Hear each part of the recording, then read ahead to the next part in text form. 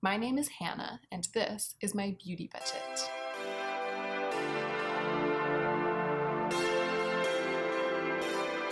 Hey y'all, so I am attempting to film my check-in today. I feel like a little upside down kitten floating in the wind on a clothesline, so I'm not sure how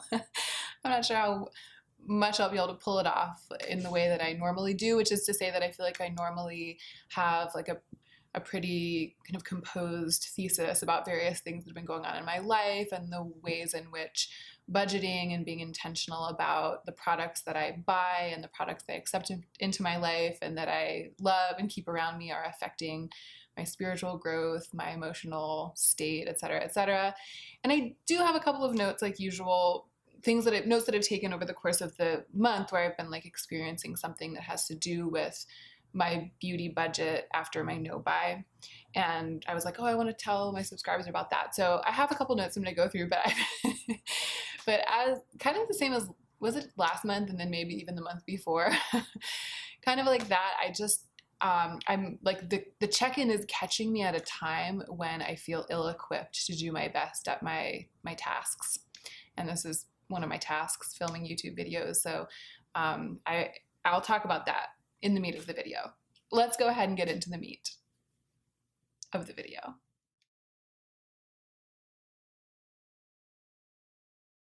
So I'm gonna get the I'm so busy, OMG, my life is so hard, blah, blah, blah, blah part out of the way first. In my defense, I am so busy and, you know, lives on the earth have been harder than mine is right now, but in the context of how I would like things to go, given my resources and my state, it's been more challenging than usual recently, and I feel like I've been toying with that edge of like what I am and what I am not equipped to handle elegantly. It's just busy, it's just stuff. Actually, that's not true. It's partly busyness, just the fact that I have taken on so much with having a business that I run and amping up how much I produce for my YouTube channel and working on some writing projects. I just have a lot of tasks to execute, but it's emotional too. I just feel like at this moment, I happen to be like, this check-in is catching me at a time where I feel like my usual fortitude is not there for some reason. And I have noticed that since being on YouTube in a meaningful way, about once a month, I'll go through like a 3 to 5 day period where I just feel very exposed, like unaccountably. And sometimes it'll be precipitated by like someone saying something really nasty about me, or me finding out that someone said something nasty about me. I definitely don't go looking for that stuff on the internet, but sometimes it gets back to me. And sometimes it'll be precipitated by that, but more often, and the thing that kind of fascinates me is that a lot of times it's not. A lot of times it's just that I wake up one morning and the very fact of being exposed to so many people blows my mind, and I just start to kind of hyperventilate a little bit emotionally. and it'll be like for a couple of days, and usually during those couple of days I stay a little bit out of my comment section. I might even back off from my email. Sometimes during those couple of days I don't even watch other people's YouTube videos very much, because it just reminds me of the reality, and I go through these little like bouts of panic about the fact that I'm on YouTube. It's so weird. Or maybe it's not weird. Actually, I think it's not weird. I think that it's the fact that in many ways the human brain is either ill-equipped or not equipped to handle this reality. And my brain is certainly maybe not engineered for it as well as some people's brains. I think some people genuinely can't get enough and don't ever have these moments of confusion, like inner confusion about the fact that so many people like are watching you and know who you are. And when I say so many people, I know that my little corner of the internet compared to the corners of many is relatively small, but it's still way, way more people than ever knew me or interacted with me or spoke with me or cared about me than, you know, just a short year and a half ago. So I'm in that right now. Like, I'm sitting down to film a check-in I think for the first time I've ever had to film a check-in, like while I'm sitting in this feeling of being really weirded out by being on YouTube. So I know that maybe a lot of you guys don't care about this because it's not relatable. I mean, but maybe you do care because it's something that is as a result of the fact that like we're interacting through this medium, and it's the kind of interesting and sort of random thing that I often include in my check-ins. But anyway, that it's just one more thing on top of sort of an unusually busy stretch of weeks and unusually emotionally sort of tumultuous set of weeks, just because I care so much about the projects that I'm working on, including my YouTube channel, and no project ever goes well. No project ever comes out perfectly the first time. I'm constantly having to take feedback, process feedback, try again. That's true of all of my work because I'm a career creative. So it's just been a month of really intense hard work, and that includes like working really hard on trying to think about how I want to handle the reality of my YouTube channel. So I'm just feeling raw, you guys, raw at the moment. All right, I'm raw. That part of the video is over. Let's move on to something that I talked about in the last check-in that I want to check back in again in this check-in, although it's kind of connected to me feeling raw. In the last check-in, I talked about this one, it was like the most recent shopping related revelation. I wouldn't call it a shopping revelation off the cuff if I were like having dinner with friends or giving a talk or something, because I think that the way in which the revelation that I had is related to my history with shopping is something that requires context. But I feel like I can say it to you guys because a lot of you have been following me for a while and you understand how it's connected. And what I mean by that very abstract long sentence full of clauses is that I was talking about the act of like not punishing myself for small things that go wrong in a small way throughout the day. And it's like for the first time in my life, I have started noticing that I do that, and I've started to develop, at least at that time, I had felt like I had developed the power to reverse that, so I could catch myself in the act of weighing myself down with that self-flagellation, and I could sort of remove that weight and then go without it. One of the sentences that I think sums it up the best that I said in that video is that I've been telling myself when something goes slightly wrong, a small thing, I'll say, let's let the consequences of this action be the only consequences of this action, rather than piling on another consequence, which is me feeling bad about the thing. So I talked about that a lot in the last video, and what I was trying to say is that the way in which that idea is related to my history with shopping is connected to perfectionism, and the fact that much of my overspending had to do with striving for an ever more perfect version of myself, an ever more perfect version of my femininity, which is a hoax, can never be reached, and certainly cannot be achieved by buying stuff. So I was like on this treadmill trying to become more and more perfect. And so when I stepped off that treadmill, stopped buying things in 2018, over the course of the year, one of the things that happened was my desire to be more and more perfect kind of surfaced before my eyes, and then I had to start dealing with it. And I've been dealing with it ever since. It's not dealt with, it's not sorted, but I feel like it's something that I am at least in the ring with now. And so that check-in, I was talking about sort of a very palpable stage of the fight, like a very palpable, oh my God, the metaphor train always comes out. You know how some people are on the grungy rainbow train, and some people are on the ugly rainbow train, and some people are on the glitter train, and some people are on the gigantic palette train. I'm on the metaphor train and the grungy rainbow train and the glitter train, but that's the contents of another video. That stage of the fight, right? I had talked about how I felt like I'd won a round with perfectionism by realizing the way in which I keep punishing myself and by starting to gain control over that. So the check-in about that is that it got much harder this month for some reason, maybe because I was so both physically and emotionally tied up in my projects. But when I checked in before, I was like, it's a brave new world. I'm doing so amazing at like not letting myself take on those heavy weights. And like one example that I gave was, well, I gave the example of bringing my computer to bed or checking my computer in the morning, I think. And another really good example is sleeping in. I love waking up early. Like when I wake up at 6, when I wake up before Joe and I can knock out a bunch of work before he even wakes up and starts making breakfast, I always feel like I've checked one really important box, knocked it out of the park, the day is going amazing. And I have just been incapable for the last couple of months of waking up.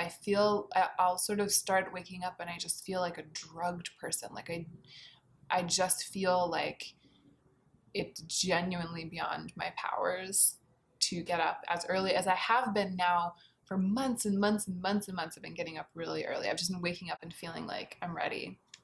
And that just, it just left, that power just left me.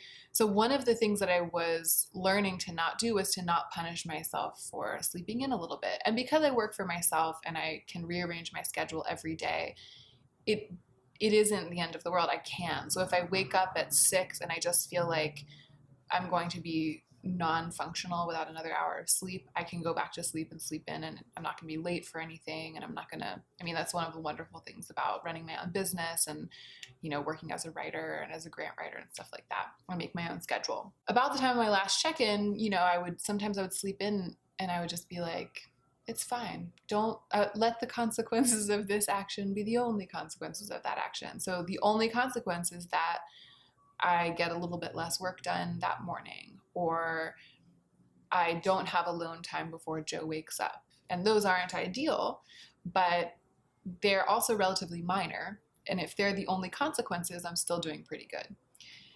If I take on this other, much more long-lasting consequence of then feeling like a wretch because I failed at waking up early, then the fact that I slept in becomes a pretty bad thing. You know, it just becomes a much worse thing that I did. This month, partway through this month, I would sleep in and I would wake up and I would just feel like garbage. Not physically like garbage, but like a garbage person. Not trying to snatch Teresa's wig, but not a cool garbage person in the way that she is. Like a failure. You know, I would wake up, I would realize that it was 8 o'clock and I would feel those old punishing feelings. And I would be like, I thought we were done with this. And then I would literally be lying there like, it's okay. I would telling myself, like trying to mantra myself back to the way of thinking that I had just recently discovered. I would just lie there being like, it's okay. There's nothing wrong with this. There's nothing wrong with you for having slept in. You probably needed the sleep. Let's let the consequences of this action be the only consequences of this action. This doesn't mean anything about you except that you slept in. There's nothing beyond that. You don't need to punish. Like I would lie there trying to tell myself what I had been telling myself the month before. And the difference was the month before it had worked and this month it didn't work. So I don't know what to tell you. I think that I'm just sharing this with you partly to dispel the very false idea that I'm some sort of like spiritual journey guru where I just like find a new door to a new enlightenment and open it and step through and continue on, because it's just not like that.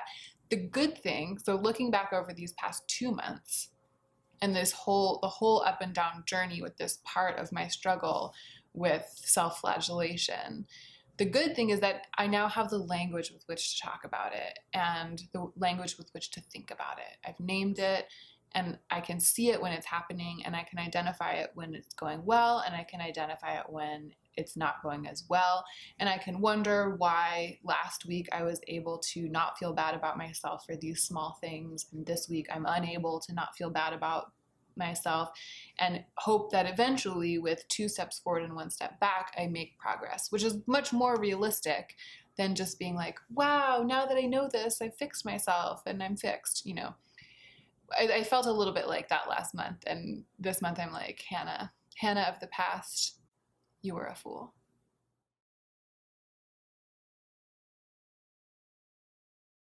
So in my note, I wrote, still trying to let go of control. I should change the name of my channel. My name is Hannah, and this is my year of trying to let go of control. Still trying to let go of control. It got easier and then it got harder. Nothing is tidy, nothing is clean. That was what I wrote in my note. I feel like I've communicated that. And then we have a couple of little, just much more direct budgeting related LOL moments from the month. I mean, the first one I feel like is an LOL moment, but also really, really interesting.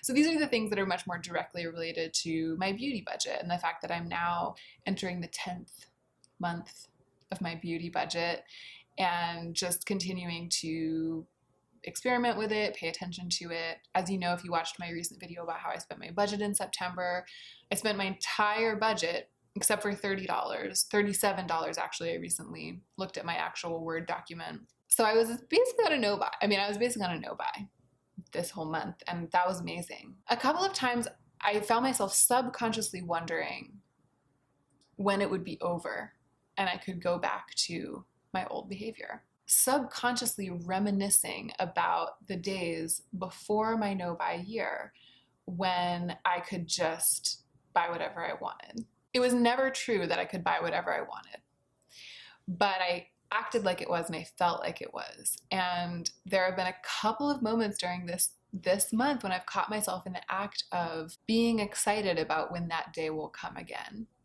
And that day is never coming. That day is never coming unless some benefactor like gives me $1 million because, I don't know, she thinks I have great literary potential or something, which that would be great. If there are any benefactors out there, I'll have you know I have great literary potential. But unless that happens, which it likely won't, that day will never come. Like, I'm never going back. But there's a part of me I've realized this month. I saw her wiggling around inside there, having feelings and thinking thoughts. I caught her by her little wormy nape. And she was in there, in me, going like, ugh, when is this tiresome budgeting going to be over? When is this boring life of constraint and choice making going to come to a close? And every time it happened, I think it happened 3 times this month that I caught part of me thinking that and feeling that. Every time it happened, I caught myself and I was like, what is going on in there? And it was so funny. That's the other thing. It was so funny and also kind of poignant. In some ways I've come so far, and in another way, very little time has passed, less than 2 years, since I was spending thousands of dollars a year on beauty products and other sort of self-beautifying things. And it's just old habits die hard, man. Old habit, old ways of getting your joy, old ways of feeling excited and self-soothing. That dies really hard. And I've been thinking about taking a look at 2017, my spending in 2017. That was the year before my no-buy year. During the no-buy year, I did not have the fortitude to talk to you guys about what my spending had been actually like. I did it in the abstract, but I never looked at it concretely. Maybe I'll do a throwback video where I reveal everything I bought at Sephora in 2017. It's pretty ugly. Just to sort of acknowledge, both for myself and publicly, that it wasn't that long ago. It was very bad. It's foolish of me to think that I have just completely extricated myself from those old habits and desires. It's foolish to think, again, that you can just like open the door and step through and be healed forever. And I really, really noticed that this month in those moments when I was like, I was sitting there thinking like, when can I go back to how it used to be? That was so fun. And it was superficially fun, but I also felt like really, really bad all the time, because I knew that I had this habit that was causing my life to basically dissolve from within. I wrote that I wanted to talk about the craziness of being on a tacit no-buy because of choosing one nice thing, even to the point of running out of things and not replacing them. Okay, this is really interesting. I ran out of brow pencil, and I purchased the 2 tops, and then I only had the $37 left. And of course I could have bought a brow pencil. I could have gone to the drugstore and bought one, or I could have tried to go to an Ulta. I even could have bought one from ColourPop. I could have found something that would have helped me color my brows. And instead what I did was, with those $37, I hung on to them. I just didn't want to spend them. I went like 2 weeks without really filling in my brows, and then I dyed them because I do have this brow dyeing kit at home, and usually right after I dye my brows, they look good enough, full enough for me not to fill them in with a pencil for the ensuing like week or two. I think I might have dyed my brows sooner than I would have if I had had a pencil to fill them in, and it was a reminder of the resourcefulness of my no-buy year, where I would be like, well, I can't buy the thing that would solve the problem immediately, but I can default to the other thing that I have in my vast collection of belongings that will serve a similar purpose or do the same thing. It was this way of like settling. It was that same act of like settling for something that actually turns out to be just as good, instead of giving in to the first impulse, which is just to buy a thing. So there was just something about spending so much money on just one item and then kind of a good bit of money on another item. But basically by defining my month as this like one item month, or this like one beautiful thing that ate up my whole budget, by defining my month that way, even though I had some budget left over, it got me back in touch with the resourcefulness of my no-buy. And it made me like stubborn about spending in the way that I was during my no-buy year. But the stubbornness was inherent to me rather than being a result of rules. So I thought that was really cool. And I did end up, I should say, just for the sake of total transparency, which I've been a little bit frustrated by. This is like another thing that's gotten me down a little bit this month. I've been a little bit frustrated by the fact that lately it seems like the more transparent I am, the more criticism I get.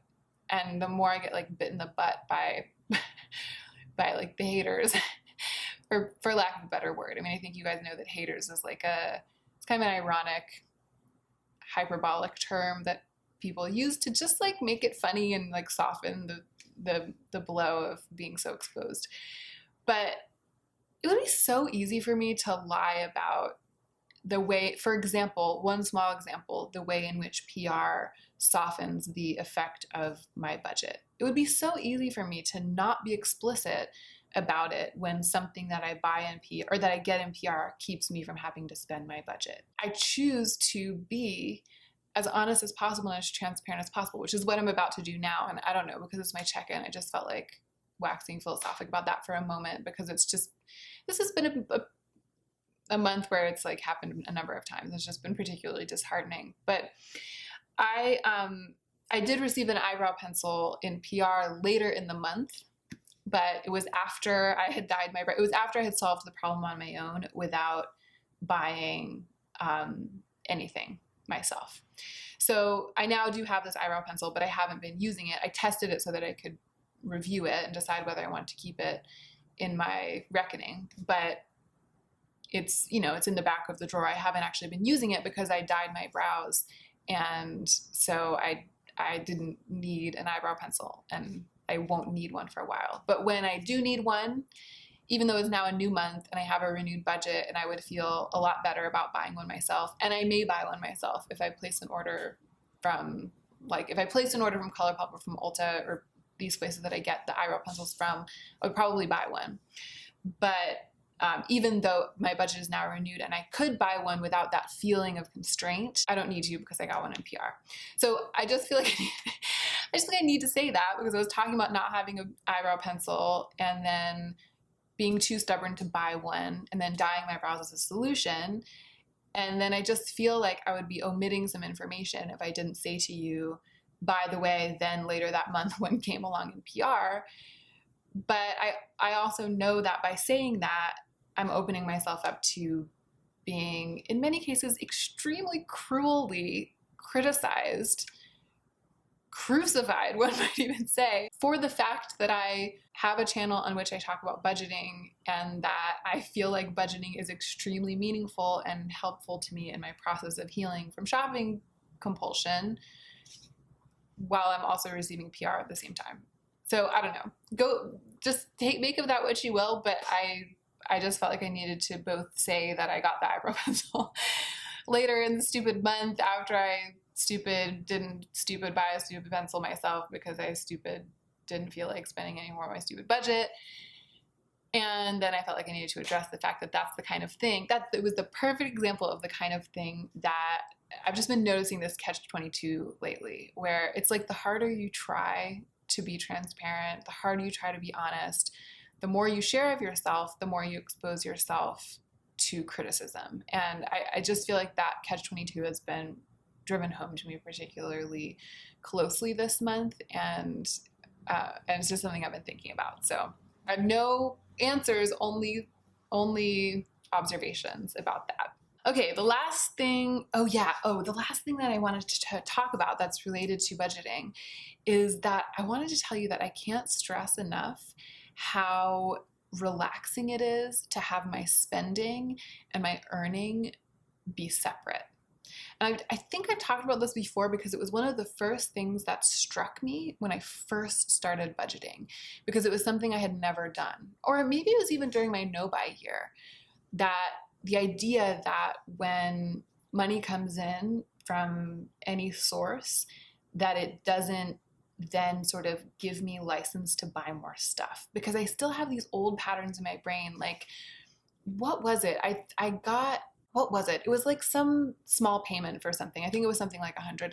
But I remember when I saw, and I wasn't expecting it, which is, I'm just saying it wasn't like part of my normal income. It wasn't part of my regular expected kind of flow of what I used to pay for my life and all this stuff. I had this little, again, it was like the old Hannah, this knee-jerk reaction of like, ooh, what should I spend it on? At this point, because it's been so long since I treated my income that way, I was very easily able to be like, no.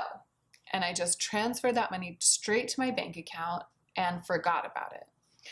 And then I had that moment where I was like, this is so relaxing. It's so unstressful to have the answer just be no to that, and to just know exactly what I'm doing, that there's no correlation between how much I happen to have earned from all of my grant writing or my YouTube work or my sewing, where like there's no correlation between whether I happened to have brought in like a lot or a little this month with my extra gigs, or when it happened to come into my bank account, or if it's still owed to me. There's no relationship between all of those questions of income and how much I spend on beautiful things, because I just know that whatever I buy, there's going to be a cap on it. However much I spend, whatever it is that I decide to buy, there's just going to be a solid cap. And I've chosen a cap, my $200 budget, that I know that all of the other messy sort of money in, money out, that I know that can support. I thought about it twice this month. One was when I got that random payment. I think it might actually have been from some like grant writing work that I had done, and I didn't know when it was going to come, but it arrived, and I had this moment where I was like, ooh, money. And then I was like, oh no, we don't feel like that about money anymore. We just put it into our bank account and it just stays there and it's boring. And then that was such a tremendous relief. And then the moment when I bought that blouse, I decided to buy, I decided to spend $230. It was partly because I had saved $100 from last month. I decided to spend it on that blouse all at once. And I didn't have to worry that it was too much to be spending all at once, because I knew that I hadn't been spending any of my budget since halfway through the preceding month, and that I wouldn't be spending any money for the whole rest of the month. So I just knew, because of budgeting, that it wasn't too much to spend all at once. And that the sense of freedom and ease with which I was able to then proceed to make the purchase, it just never gets old. For someone who came from a life of really stressful, obsessive spending, and then overspending and guilt-ridden purchasing late at night on the computer, and like pawing through thrift shop racks and just feeling like always broke but always wanting more and always spending. And every purchase I ever made, I worried that I couldn't afford it, and then I pushed those worries down, and that felt disgusting. And sometimes they were huge purchases. Sometimes, weirdly, sort of to make myself feel better, I would buy something massively expensive like this blouse, and I would be like, I'm just doing it, and then I would really know that I shouldn't have been, because I would know that I wouldn't be able to resist buying more things in the coming weeks. And so it wouldn't be something that was like fewer nicer things. It was like one really expensive thing and a bunch of less nice things, all adding up to way more money than I should have been spending. And I always knew that, and it was underlying every purchase, making every purchase feel bad. And it was almost like I sought ever nicer things, ever more special things, ever more perfect things, because I hoped every time that the specialness and the perfectness would outweigh the nastiness that I felt because I was spending money. Of course, it never did. That nastiness, that nasty feeling didn't go away until I went through my no-buy and then started strict budgeting. So it was just, that part was cool. That was a cool part of the month. That was a good part of the month. I felt my budget. It was almost like I tested my budget. I tested the limits of the emotional reaction to buying stuff with it. I tested the limits of my ability to only stick to a couple of things. The fewer, nicer things that tenet got pushed to its limits. And it was like the budget held firm. The budget still works. The budget succeeds on and on, even when I push it to its extremes. All right, that is it. I hope I didn't get myself into too much hot water by complaining about the fact that transparency breeds criticism. Maybe I shouldn't have tried to be so specific about it. But again, that's the same thing. I'm sitting here thinking, if I had been less specific, like if I hadn't given the example of the eyebrow pencil, if I had just talked in this sort of grand way about how the more transparent you are, the more criticized you get on YouTube, if I just said that, people would have been like, yeah, you're so right. That's profound. But because I was transparent about the statement, because I was trying to show exactly what I meant, and I was talking really specifically about exactly the example with the eyebrow pencil, I somehow feel like I've opened myself up to even more criticism. And I've done exactly what I meant not to do, which is that I've filmed a video that's going to now stress me out. But I'm going to post it anyway, because I'm nothing if not compulsively open about my journey here on this platform. And that includes the weirdness and confusion of my journey through budgeting and trying to value fewer, nicer things while also being someone who receives PR. I don't have answers about that yet, you guys. I'm still a noob on YouTube, and I'm even newer to receiving PR. And as I've talked about in this whole video, I am still getting over my addiction to beautiful things. Like, I'm still working on it. I'm not done. I'm not cooked and baked and come out perfect on the other side as like a self-help guru. This isn't a self-help channel. This isn't a channel about how to stop shopping in 10 easy steps and then live your best life for the rest of your life. This is a channel about me slowly and painfully trying to change my brain with relation to spending on precious and beautiful things that I used to think defined me and bolstered my identity, and I'm slowly trying to disengage from that fantasy. And it's not clean cut, and it's become much messier because I've become a micro influencer, like a full-on working influencer. I've taken it on as one of my side gigs, and that's made it more complicated for me and for you. But I never claimed that it was straightforward. I never claimed to be making a channel that was only about one thing. Well, it is only about one thing. It's just about my life, but my life is very complicated and weird. So if you can learn from, or if you not even learn from, but if you enjoy, or if it helps, or if in some way is like entertaining or resonant to like be with me on this journey, weird and complex as it is, then great, keep watching. But if all you wanted was to have me keep saying the same thing over and over again ad infinitum under the same set of constraints, same circumstances, same message, without any kind of realistic complexity forever, then sorry, not sorry, because that's not what my channel is. All right. Wow, where did all of that come from? Maybe I should I should leave. I should go. Should I? Maybe I'll cut that. Oh my God, who am I? What's my problem? All right, I'm gonna record an outro. I'm gonna record an outro that seems like I didn't just say all that stuff in case I want to cut that stuff. Here we go. That is it, you guys. Thank you so much for watching this check-in. I hope that part of it, at least part of it, made some sort of sense to you. And please be kind to me in the comment section down below. I am not having the best time Obviously, I'm not like being eaten alive by sharks or something, but sometimes it feels that way. Most of you are so kind, and I can't even tell you, I appreciate it so much. All right, I need to stop filming or I'm gonna like confess my deepest sins. Thank you for watching. I hope you enjoyed it. And I hope that you are remembering to take, I feel like I already have confessed my deepest sins. And don't forget to take extra good care of yourself this week so that you can be the most effective version of yourself. This video is never gonna end. That is it. Thank you so much for watching. And I hope that you enjoyed it.